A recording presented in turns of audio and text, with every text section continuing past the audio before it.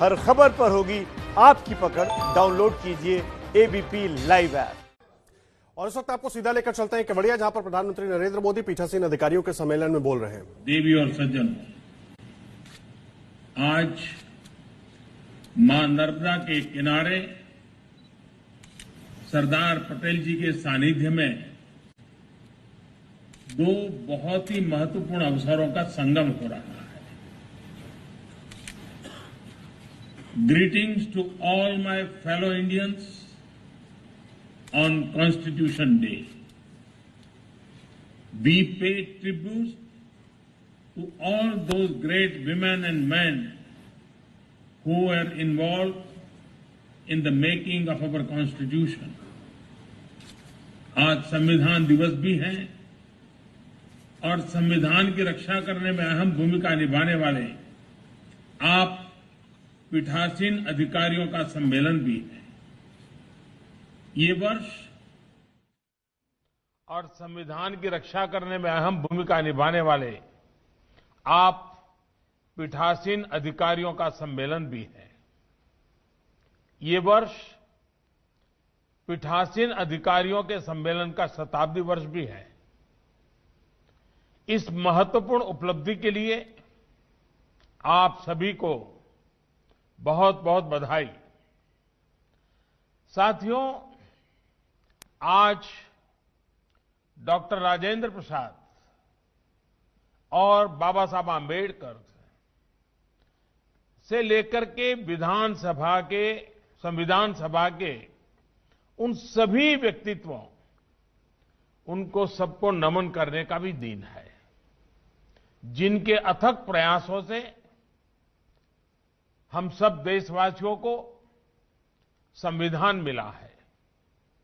आज का दिन पूज्य बापू की प्रेरणा को, सरदार वल्लभ भाई पटेल की प्रतिबद्धता को प्रणाम करने का दिन है।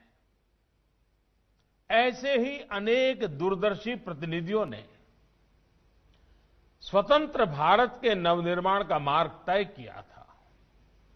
देश उन प्रयासों को याद रखे, इसी उद्देश्य से 5 साल पहले 26 नवंबर को संविधान दिवस के रूप में मनाने का फैसला किया गया था। मैं पूरे देश को हमारे लोकतंत्र के इस अहम पर्व के लिए बधाई देता हूं। साथियों, आज की तारीख देश पर सबसे बड़े आतंकी हमले के साथ भी जुड़ी हुई है। 2008 में पाकिस्तान से भेजे गए आतंकियों ने मुंबई पर धावा बोल दिया था। इस हमले में अनेक लोगों की मृत्यु हुई थी। अनेक देशों के लोग मारे गए थे। मैं मुंबई हमले में मारे गए सभी लोगों को अपनी श्रद्धांजलि अर्पित करता हूं। इस हमले में हमारे पुलिस बल के कई जाबाज शहीद हुए थे, मैं उन्हें भी नमन करता हूं। मुंबई हमले के जख्म भारत भूल नहीं सकता। अब आज का भारत नई नीति, नई रीति के साथ आतंकवाद का मुकाबला कर रहा है। मुंबई हमले जैसी साजिशों को नाकाम कर रहे, आतंक को मुंहतोड़ जवाब देने वाले, भारत की रक्षा में प्रतिपल जुटे हमारे सुरक्षा बलों का भी आज मैं वंदन करता हूं। साथियों, as a presiding officers, you have a key role in our democracy. आप सभी पीठासीन अधिकारी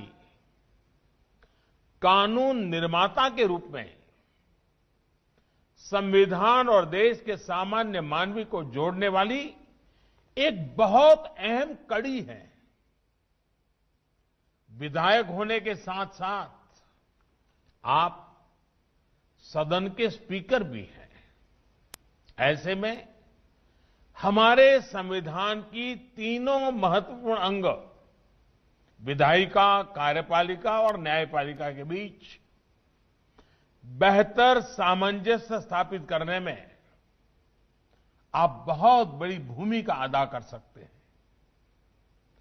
आपने अपने सम्मेलन में इस पर काफी चर्चा भी की है। संविधान की रक्षा में न्यायपालिका की अपनी भूमिका होती है, लेकिन स्पीकर लॉ मेकिंग बॉडी का फेस होता है। इसलिए स्पीकर एक तरह से संविधान के सुरक्षा के कवच का पहला प्रहरी भी है। साथियों, संविधान के तीनों अंगों की भूमिका से लेकर मर्यादा तक सब कुछ संविधान में ही वर्णित है। 70 के दशक में हमने देखा था कि कैसे सेपरेशन ऑफ पावर की मर्यादा को भंग करने की कोशिश हुई थी, लेकिन इसका जवाब भी देश को संविधान से ही मिला। बल्कि इमरजेंसी के उस दौर के बाद चेक्स एंड बैलेंस का सिस्टम मजबूत से मजबूत होता गया। विधायिका, कार्यपालिका और न्यायपालिका तीनों ही उस कालखंड से बहुत कुछ सीखकर आगे बढ़े। आज भी वो सीख उतनी ही प्रासंगिक है। बीते 6-7 सालों में विधायिका, कार्यपालिका और न्यायपालिका में सामंजस्य को और बेहतर करने का प्रयास हुआ है। साथियों, इस तरह के प्रयासों का सबसे बड़ा प्रभाव पड़ता है जनता के विश्वास पर। कठिन से कठिन समय में भी जनता की आस्था इन 3 अंगों पर बनी रहती है। ये हमने इन दिनों इस वैश्विक महामारी के समय भी बखूबी देखा है। भारत की 130 करोड़ से ज्यादा जनता ने जिस परिपक्वता का परिचय दिया है, उसकी एक बड़ी वजह सभी भारतीयों का संविधान के तीनों अंगों पर पूर्ण विश्वास है। इस विश्वास को बढ़ाने के लिए निरंतर काम भी हुआ है। महामारी के इस समय में देश की संसद ने राष्ट्रहित से जुड़े कानूनों के लिए, आत्मनिर्भर भारत के लिए, महत्वपूर्ण कानूनों के लिए जो तत्परता और प्रतिबद्धता दिखाई है, वह भी अभूतपूर्व है। इस दौरान संसद के दोनों सदनों में तय समय से ज्यादा काम हुआ है। सांसदों ने अपने वेतन में भी कटौती करके अपनी प्रतिबद्धता जताई है। अनेक राज्यों के विधायकों ने भी अपने वेतन का कुछ अंश देकर कोरोना के खिलाफ लड़ाई में अपना सहयोग दिया है। I want to appreciate all these efforts. In the COVID times, these steps play a leading role in boosting public confidence. साथियों, कोरोना के इस समय में हमारी चुनाव प्रणाली की मजबूती भी दुनिया ने देखी है। इतने बड़े स्तर पर चुनाव होना, समय पर परिणाम आना, सुचारू रूप से नई सरकार का बनना, ये इतना भी आसान नहीं है। हमें हमारे संविधान से जो ताकत मिली है, वो ऐसे हर मुश्किल कार्यों को आसान बनाती है। हमारा संविधान 21वीं सदी में बदलते समय की हर चुनौती से निपटने के लिए हमारा मार्गदर्शन करता है। नई पीढ़ी के साथ उसका जुड़ाव बढ़े, ये दायित्व हम सभी पर है। आने वाले समय में संविधान 75 वर्ष की ओर तेज गति से आगे बढ़ रहा है। उसी प्रकार से आजाद भारत की 75 वर्ष का होना वाला है। ऐसे में व्यवस्थाओं को समय के अनुकूल बनाने के लिए, बड़े कदम उठाने के लिए हमें संकल्पित भाव से काम करना होगा। राष्ट्र के रूप में लिए गए हर संकल्प को सिद्ध करने के लिए विधायिका, कार्यपालिका और न्यायपालिका उसको बेहतर तालमेल के साथ काम करते रहना है। हमारे हर निर्णय का आधार एक ही तराजू से तोलना चाहिए, एक ही मानदंड होना चाहिए, और वो मानदंड है राष्ट्रहित। राष्ट्रहित यही हमारा तराजू होना चाहिए। हमें ये याद रखना है कि जब विचारों में देशहित, लोकहित, उसके बजाय राजनीति हावी होती है तो उसका नुकसान देश को उठाना पड़ता है। जब हर कोई अलग अलग सोचता है तो क्या परिणाम होते हैं उसका गवाह आप 2 दिन से जहां विराजमान हैं, वो सरदार सरोवर डैम भी उसका एक बहुत बड़ा उदाहरण है। साथियों, केवड़िया प्रवास के दौरान आप सभी ने सरदार सरोवर डैम की विशालता देखी है, भव्यता देखी है, उसकी शक्ति देखी है, लेकिन इस डैम का काम बरसों तक अटका रहा, फंसा रहा। आजादी के कुछ वर्षों के बाद शुरू हुआ था और आजादी के 75 वर्ष जब सामने आए हैं, अभी कुछ साल पहले वो पूरा हुआ। कैसी कैसी बाधाएं, कैसे कैसे लोगों के द्वारा रुकावटें, किस प्रकार से संविधान का दुरुपयोग करने का प्रयास हुआ, और इतना बड़ा प्रोजेक्ट, जनहित का प्रोजेक्ट, इतने सालों तक लटका रहा। आज इस डैम का लाभ गुजरात के साथ ही मध्य प्रदेश, महाराष्ट्र और राजस्थान के लोगों को भी हो रहा है। इस बांध से गुजरात की 10 लाख हेक्टेयर जमीन को, राजस्थान की 2.5 लाख हेक्टेयर जमीन को सिंचाई की सुविधा सुनिश्चित हुई है। गुजरात के 9,000 से ज्यादा गांव, राजस्थान और गुजरात के अनेकों छोटे बड़े शहरों को घरेलू पानी की सप्लाई इसी सरदार सरोवर बांध की वजह से हो पा रही है। और जब पानी की बात आती है तो मुझे एक प्रसंग भी याद आता है। जब नर्मदा का पानी अनेक विवादों में रहा, अनेक संकटों से गुजरे, आखिरकार कुछ रास्ते निकले, लेकिन जब राजस्थान को पानी पहुंचाया तो भैरों सिंह जी शेखावत और जसवंत सिंह जी दोनों गांधीनगर स्पेशली मिलने आए। मैंने पूछा क्या काम है, बोले आकर के बताएंगे। वो आए और मुझे उतना उन्होंने अभिनंदन दिए, इतने आशीर्वाद दिए, इतनी, मैंने कहा इतना प्यार, इतनी भावना क्या। अरे बोले भाई, इतिहास गवाह है कि पानी के बूंद के लिए भी युद्ध हुए हैं, लड़ाइयां हुई हैं, 2-2 परिवारों के बीच बंटवारा हो गया है। बिना कोई संघर्ष, बिना कोई झगड़े गुजरात से नर्मदा का पानी राजस्थान पहुंच गया, राजस्थान की सूखी धरती को अपने पानी पहुंचाया। ये हमारे लिए इतने गर्व और आनंद का विषय है और इसलिए हम तुम्हें मिलने आए हैं।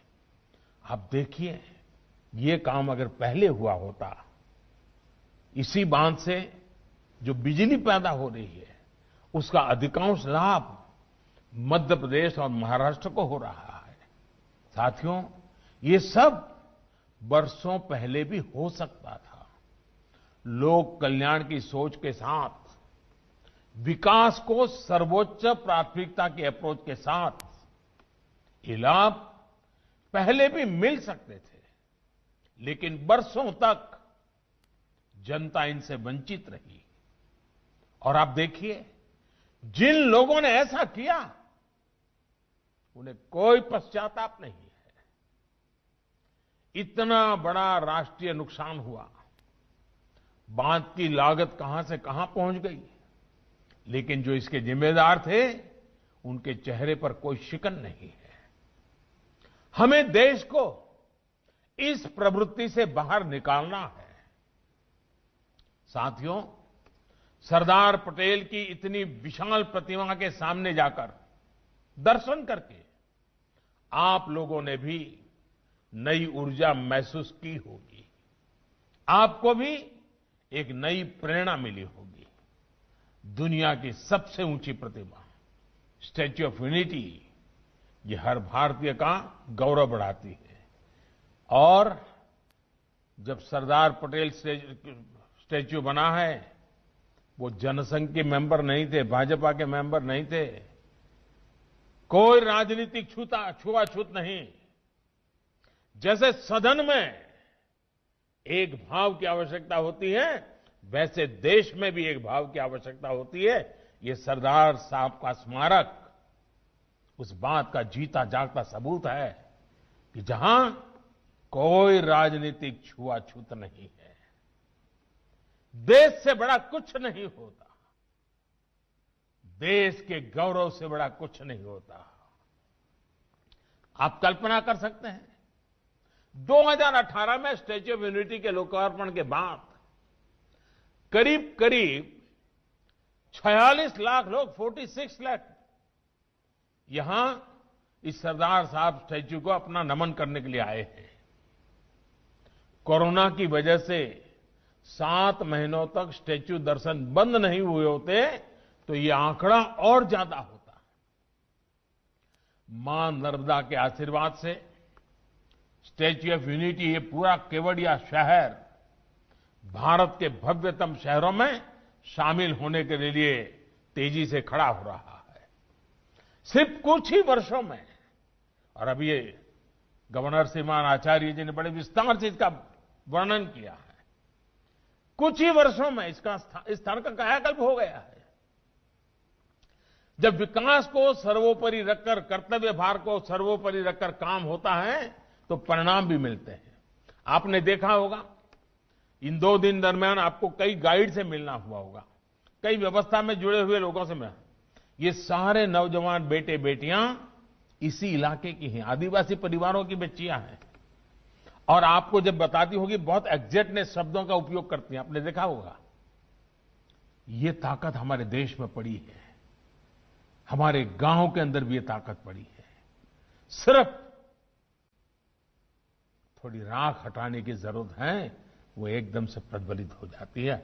आपने देखा होगा दोस्तों, विकास के इन कार्यों ने यहां के आदिवासी भाई बहनों को भी एक नया आत्मविश्वास दिया है। साथियों, हर नागरिक का आत्मसम्मान हो, आत्मविश्वास बढ़े, ये संविधान की भी अपेक्षा है, हमारा भी ये निरंतर प्रयास है।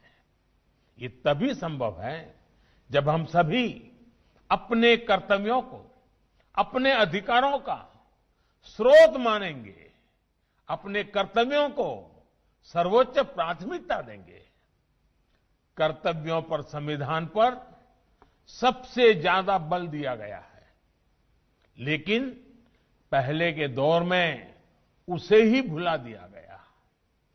चाहे सामान्य नागरिक हो, कर्मचारी हो, जनप्रतिनिधि हो, न्यायिक व्यवस्था से जुड़े लोग हो, हर व्यक्ति, हर संस्थान के लिए कर्तव्यों का पालन बहुत प्राथमिकता है, बहुत जरूरी है।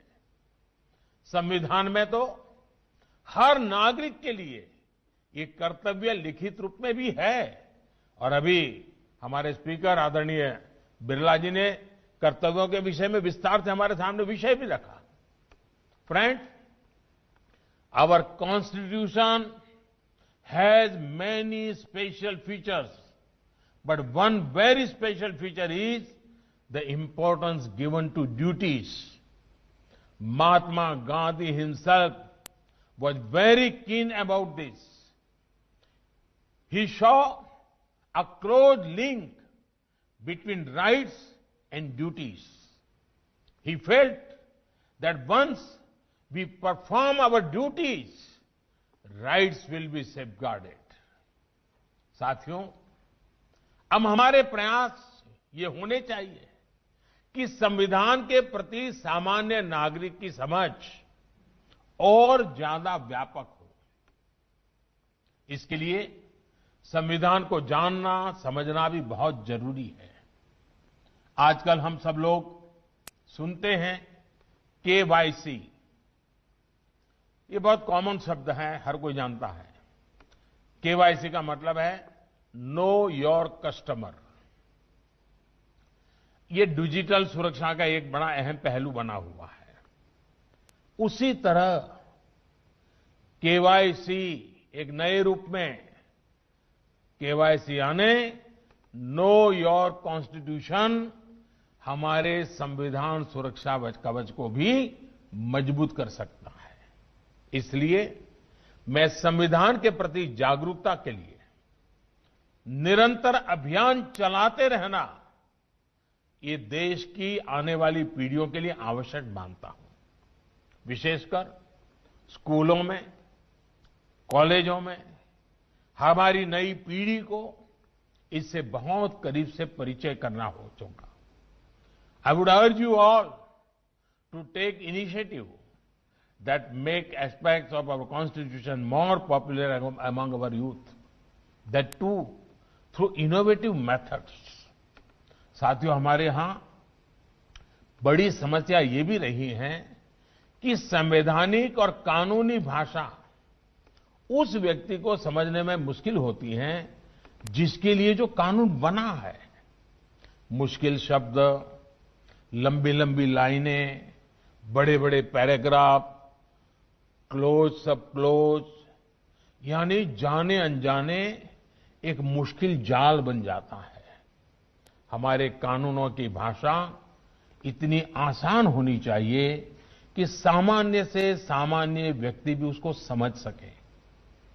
हम भारत के लोगों ने इस संविधान खुद को दिया है, इसलिए इसके तहत लिए गए हर फैसले, हर कानून से सामान्य नागरिक सीधा कनेक्ट महसूस करे, ये सुनिश्चित करना होगा।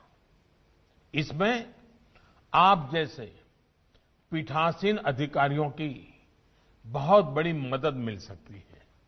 इसी तरह समय के साथ जो कानून अपना महत्व खो चुके हैं, उनको हटाने की प्रक्रिया भी आसान होनी चाहिए। अभी हमारे माननीय हरिवंश जी ने उसके विषय में अच्छे उदाहरण दिए हमारे सामने।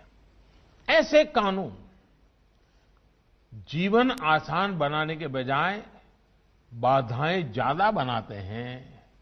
बीते सालों में ऐसे सैकड़ों कानून हटाए जा चुके हैं, लेकिन क्या हम ऐसी व्यवस्था नहीं बना सकते जिससे पुराने कानूनों में संविधान की तरह ही पुराने कानूनों को रिपील करने की प्रक्रिया स्वतः चलती रहे?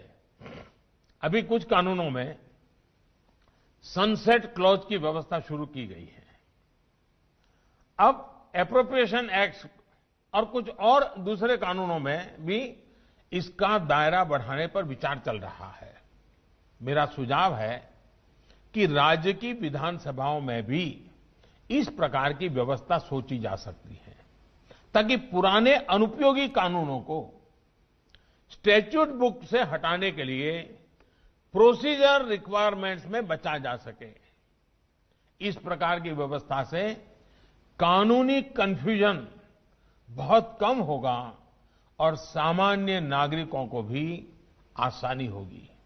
साथियों, एक और विषय है और वो भी इतना ही महत्वपूर्ण है, वो चुनावों का। वन नेशन वन इलेक्शन सिर्फ एक चर्चा का विषय नहीं है, बल्कि ये भारत की जरूरत है। हर कुछ महीने में भारत में कहीं न कहीं बड़े चुनाव हो रहे होते हैं। इससे विकास के कार्यों पर जो प्रभाव पड़ता है, उसे आप सब भली भांति जानते हैं। ऐसे में वन नेशन वन इलेक्शन पर गहन अध्ययन और मंथन आवश्यक है, और इसमें पीठासीन अधिकारी काफी मार्गदर्शन कर सकते हैं, गाइड कर सकते हैं, लीड कर सकते हैं। इसके साथ ही लोकसभा हो, विधानसभा हो या पंचायत चुनाव हो, इनके लिए एक ही वोटर लिस्ट काम में आए, इसके लिए हमें सबसे पहले रास्ता बनाना होगा। आज हर एक के लिए अलग अलग वोटर लिस्ट है, हम क्यों खर्चा कर रहे हैं, समय क्यों बर्बाद कर रहे हैं। अब हर एक के लिए 18 साल से ऊपर तय है। पहले तो उम्र में फर्क था, इसलिए थोड़ा वो रहा, अब कोई जरूरत नहीं है। साथियों, डिजिटाइजेशन को लेकर संसद में और कुछ विधानसभाओं में कुछ कोशिशें हुई हैं, लेकिन अब पूर्ण डिजिटलीकरण करने का समय आ चुका है। अगर आप प्रिसाइडिंग ऑफिसर्स इसमें जुड़े इनिशिएटिव लगे लेंगे, तो मुझे विश्वास है कि हमारे विधायक गण, सांसद गण भी तेजी से ये टेक्नोलॉजी को एडॉप्ट कर लेंगे। क्या आजादी के 75 वर्ष को देखते हुए आप इससे जुड़े लक्ष्य तय कर सकते हैं? कोई टारगेट तय करके यहां से जा सकते हैं? साथियों, आज देश के सभी विधायी सदनों को डेटा शेयर करने की दिशा में आगे बढ़ना जरूरी है, ताकि देश में एक सेंट्रल डेटाबेस हो। सभी सदनों के कामकाज का एक रियल टाइम ब्यौरा आम नागरिक को भी उपलब्ध हो और देश के सभी सदनों को भी ये उपलब्ध हो। इसके लिए नेशनल ई विधान एप्लीकेशन के रूप में एक आधुनिक डिजिटल प्लेटफॉर्म पहले से ही विकसित किया जा चुका है। मेरा आप सभी से आग्रह रहेगा कि इस प्रोजेक्ट को जल्द से जल्द एडॉप्ट करें। अब हमें अपनी कार्यप्रणाली में ज्यादा से ज्यादा टेक्नोलॉजी के इस्तेमाल, पेपरलेस तौर तरीकों पर बल देना चाहिए। साथियों, देश को संविधान सौंपते समय संविधान सभा इस बात को लेकर एकमत थी कि आने वाले भारत में बहुत सी बातें परंपराओं से भी स्थापित होगी। संविधान सभा चाहती थी कि आने वाली पीढ़ियां ये सामर्थ्य दिखाएं और नई परंपराओं को अपने साथ जोड़ते चले। हमें अपने संविधान के शिल्पियों की इस भावना का भी ध्यान रखना है। पीठासीन अधिकारी होने के नाते आप सभी क्या नया कर सकते हैं, कौन सी नई भी चीज जोड़ सकते हैं, इस दिशा में भी कुछ न कुछ कंट्रीब्यूट करेंगे तो देश के लोकतंत्र को एक नई ताकत मिलेगी। विधानसभा की चर्चाओं के दौरान जन भागीदारी कैसे बढ़े, आज की युवा पीढ़ी कैसे जुड़े, इस बारे में भी सोचा जा सकता है। अभी दर्शक दीर्घाओं में लोग आते हैं, चर्चा भी देखते हैं, लेकिन इस प्रक्रिया को बहुत नियोजित तरीके से भी किया जा सकता है। जिस विषय पे चर्चा हो, उस विषय के अगर संबंधित लोग वहां रहे उस दिन, तो ज्यादा लाभ होगा। जैसे मानो शिक्षा से जुड़ा कोई विषय हो, तो विद्यार्थियों को, शिक्षकों को, यूनिवर्सिटी के लोगों को बुलाया जा सकता है। सामाजिक सरोकार से जुड़ा कोई अन्य विषय हो, तो उससे संबंधित समूह को बुलाया जा सकता है। महिलाओं के संबंधित कोई विषय की चर्चा हो, तो उनको बुलाया जा सकता है। इसी तरह कॉलेजों में भी मॉक पार्लियामेंट को बढ़ावा देकर हम बहुत बड़ी मात्रा में इसको प्रचारित कर सकते हैं और हम स्वयं भी उससे जुड़ सकते हैं। कल्पना करिए, यूनिवर्सिटी के छात्रों की संसद हो और आप खुद उसे संचालित करें। इससे विद्यार्थियों को कितनी प्रेरणा मिलेगी। कितना कुछ नया सीखने को मिलेगा। ये मेरे सुझाव भर हैं। आपके पास वरिष्ठता भी है, आपके पास अनुभव भी है। मुझे विश्वास है कि ऐसे अनेक प्रयासों से हमारी विधायी व्यवस्थाओं पर जनता का विश्वास और मजबूत होगा। एक बार फिर इस कार्यक्रम में मुझे निमंत्रित करने के लिए मैं स्पीकर महोदय का बहुत आभार व्यक्त करता हूं। मैंने ऐसे ही सुझाव दिया था, लेकिन स्पीकर साहब ने केवड़िया में इस कार्यक्रम की रचना की। गुजरात के लोगों की मेहमान नवाजी तो बहुत अच्छी होती ही होती है। वैसे हमारे देश के हर कोने में स्वभाव है, तो उसमें तो कोई कमी नहीं आई होगी, ऐसा मुझे पूरा विश्वास है। लेकिन इसको देखने के बाद हो सकता है आपके मन में कई अच्छे नए विचार आए हों। अगर वहां वो विचार अगर पहुंचा देंगे तो जरूर उसका लाभ होगा इसके विकास में, क्योंकि एक पूरे राष्ट्र के लिए एक गौरवपूर्ण जगह बनी है।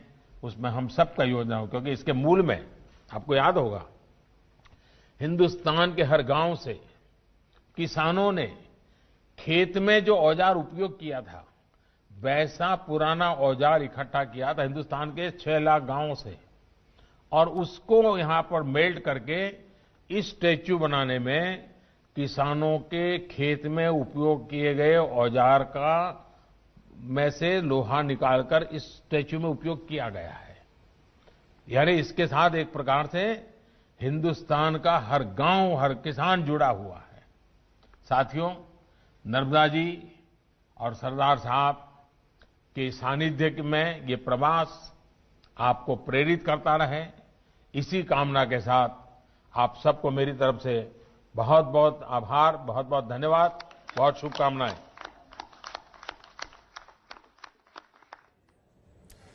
तो गुजरात के केवड़िया से प्रधानमंत्री नरेंद्र मोदी को सुन रहे थे आप। पीठासीन अधिकारियों को वो संबोधित कर रहे थे और उन्होंने कई अहम बातें अपने संबोधन के दौरान रखी। संविधान को कैसे और मजबूत बनाया जा सकता है और साथ ही साथ कैसे टेक्नोलॉजी का इस्तेमाल देश को और आगे बढ़ाने में और जो पूरी हमारी संवैधानिक प्रणाली है उसको और मजबूत बनाने में किया जा सकता है, इस पर बहुत जोर दिया। संविधान का हमारे जीवन में क्या महत्व है, किस तरह से संविधान के नए आयामों को और आगे बढ़ाया जा सकता है, इस पर उनका पूरा जोर रहा।